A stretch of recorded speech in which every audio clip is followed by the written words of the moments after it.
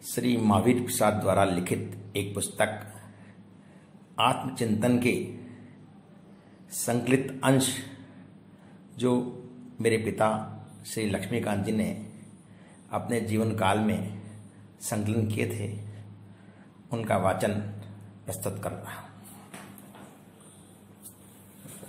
भोजन निद्रा भय मैथुन में जैसे पशु पक्षी आसक्त, वैसे मानव भी रहते हैं इन्हीं कामों में अनुरक्त।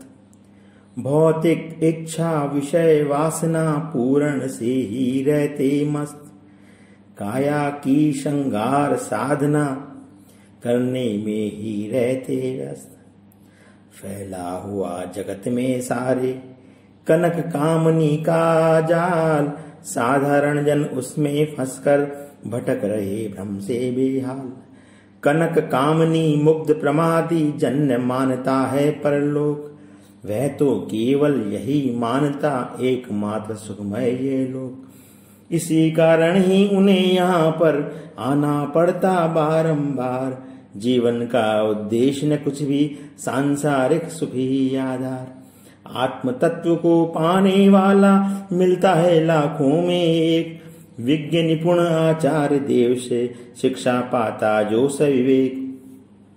मनुज मान लेता धन मेरा सदा रहेगा मेरे पास, पल भर में चल देता जब वह तो हो जाता है चित्त उदास। नित्य न रहता अचल किसी का, जाता नहीं किसी के साथ, आता मनुज बंद मुट्ठी कर जाता दोनों खोले हाथ। धन किसका है और कहाँ से आता जाता कहाँ तुरंत, करे समीक्षा इसकी यदि तो नहीं मिलेगा कोई अंत। श्रम कर अर्थ कमाता कोई, वे करता जीवन के अर्थ, आने जाने वाले में क्यों ममता होती है व्यर्थ। ये सब वैभव सत्य नहीं है, सत्य नहीं है नाम न रूप, सत्य एक आत्मा है केवल अव्यक्त अक्षर अमृत अनूप। स्वयं अंश है परमात्मा का, इसका हो सकता न विनाश, करता है स्वीकार आप ही माया विवश कर्म का पास। स्वामी नहीं भूमि का कोई, यह जाति न किसी के साथ, बड़े बड़े सम्राट चल दिए जो बनते थे इसके नाथ। पर यह है वैसी की वैसी, खटका कुछ इनका न भाव, जीवन भर जिनका छाया था जगती पर सर्वत्र प्रभाव। पृथ्वी तो सबकी माता है, इस पर स्वामीपन का भाव, अनुचित है अन्याय मात्र है, सन्मति का है पूर्ण अभाव। अतः भूमि का स्वामी होने की क्षमता नहीं किसी में आज, तो फिर इसकी झूठी ममता में क्यों व्याकुल है अज्ञ समाज। सुख तो सभी चाहते हैं पर मिलते रहते दुख अनंत, सुख है सारे आत्म तत्व में छिपा हुआ ये कहते संत। जब तक कहीं न मिलता जब तक दूर न होती देहासक्ति, इसके मिटने से ही हो सकती है आत्मा में अनुरक्ति। ईश्वर तो रहता है संतत आठों याम जीव के साथ, पर अज्ञानी जीव विमुख हो प्रभु से बनता स्वयं अनाथ। क्षण भर भी सन्मुख हो जाए तो पावे ईश्वर का ज्ञान, इससे स्वयं नष्ट हो जाते पाप मोह माया ज्ञान।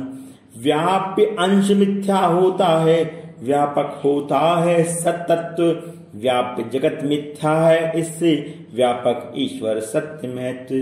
होता नाश नाम रूपों का, अविनाशी आत्मा चैतन्य, अक्षय अव्यव अविकारी है, अनज्ञ अनागम अमृत अनन्य। बहिर्मुखी मन बुद्धि योग से आत्मज्ञान में कौन समत, आत्मा तो है अंतरतम में उसे खोजना बाहर व्यर्थ।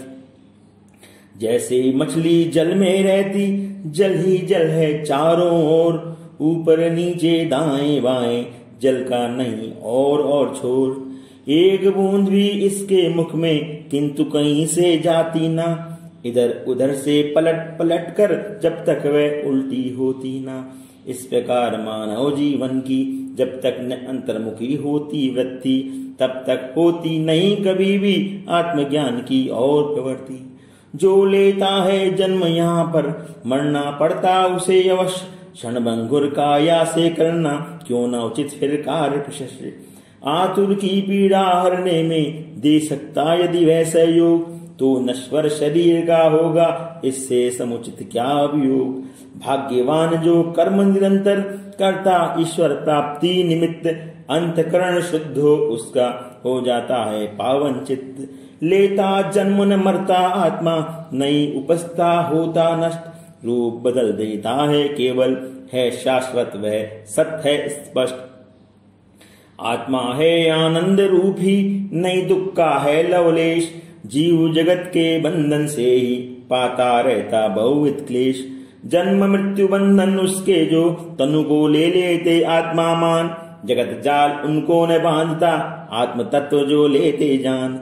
जीवों के बंधन का कारण भोग भोगने का अनुराग, कोई जीव नहीं कर सकता भोगों की इच्छा का त्याग।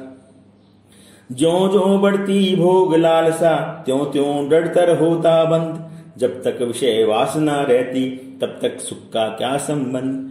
लोग भोग में सुख बतलाते भोग नहीं पर सुख का स्थान, ऊपर से सुख सा दिखता है किंतु दुखमय है अवसान। वही प्राप्त होता सच्चा सुख जहाँ हृदय में होती शांति, शांति वही होती है जहाँ न होती मन में चंचल क्रांति। मन में चंचलता न वहाँ है जहाँ कामना का है त्याग, पूर्ण कामना त्याग वहाँ है जहाँ कहीं न जगत अनुराग। वहाँ जगत अनुराग नहीं है जहाँ मोह माया का अंत, माया मोहन उसे सताता जो होता है सच्चा संत।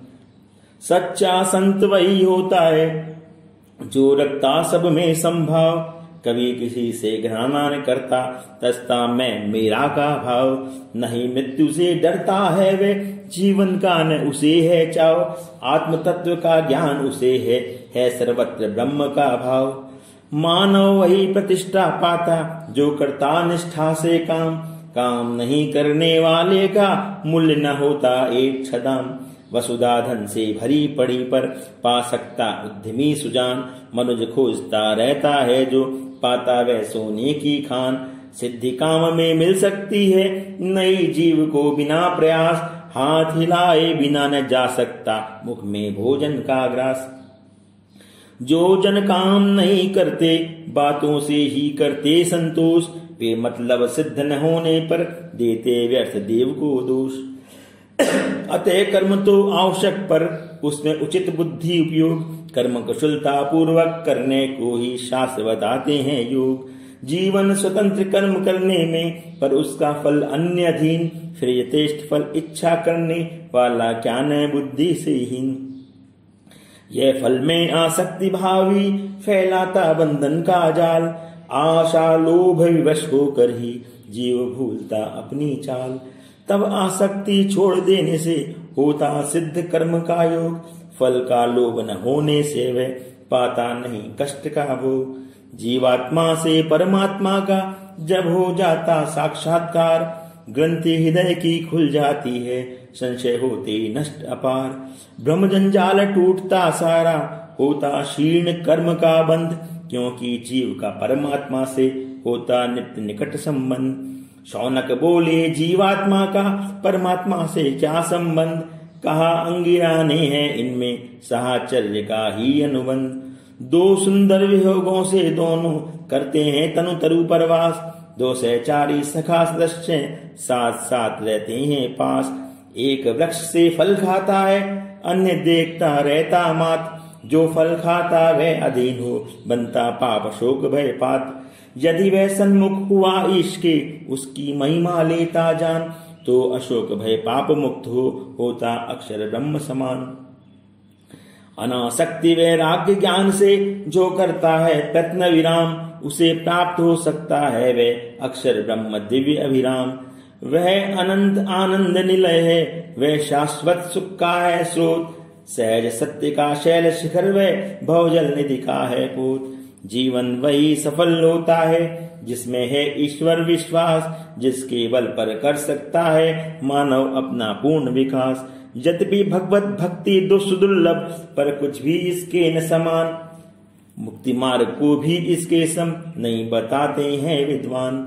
नहीं पुत्र के लिए पुत्र प्रिय है, प्रिय होता है सुत आत्मा के अर्थ। नहीं पराये सुत पर कोई प्रेम दिखा सकता है व्यर्थ। धन के लिए न धन प्रिय है, पर प्रिय है धन आत्मा के अर्थ। नहीं पराये धन पर कोई हर्षित हो सकता है व्यर्थ।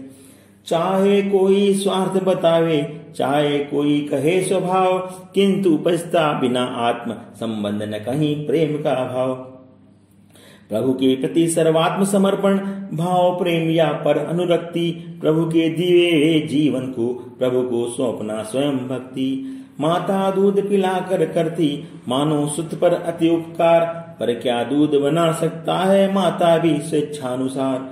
शिशु में चेतनता का कोई कर सकता न कभी संचार, उसके जन्म मृत्यु पर भी तो नहीं किसी का कुछ अधिकार। फिर उस पर कैसा अपना पर, कैसी ममता कैसा मान।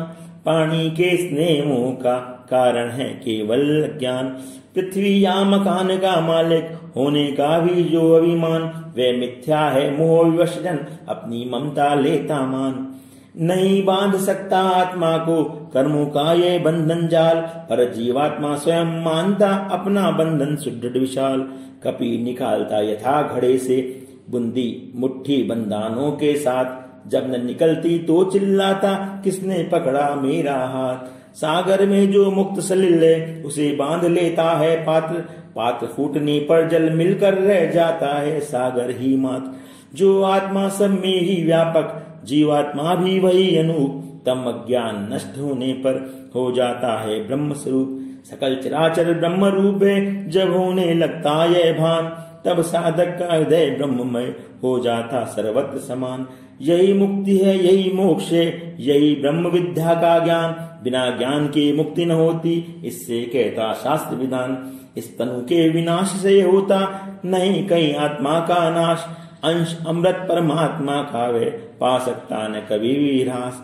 आत्मा कभी न मर सकता है, कोई से न सकता मार। सूर्य ने से सुखा सकता है, उड़ा न सकता पवन प्रहार। गला न सकता इसे सलिल है, कर सकता न अग्नि भी दहा। अप्रतिहत गति चलता इसके, जन्म मृत्यु का अटल प्रवाह। अलग देह से आत्मा की जो कर लेता मानव पहचान, मरना उसके लिए मात्र है जीर्ण वस्त्र के त्याग समान। आत्मज्ञान में सबसे ज्यादा बाधक होता है अभिमान, त्याग भावना से ही होता है धर्म राष्ट्र जन का उत्थान। नित्य प्रकाश रूप आत्मा ये हृदयांतर में जीव स्वरूप, सदा विराजित रहता है पर दर्शन देता नहीं अनूप।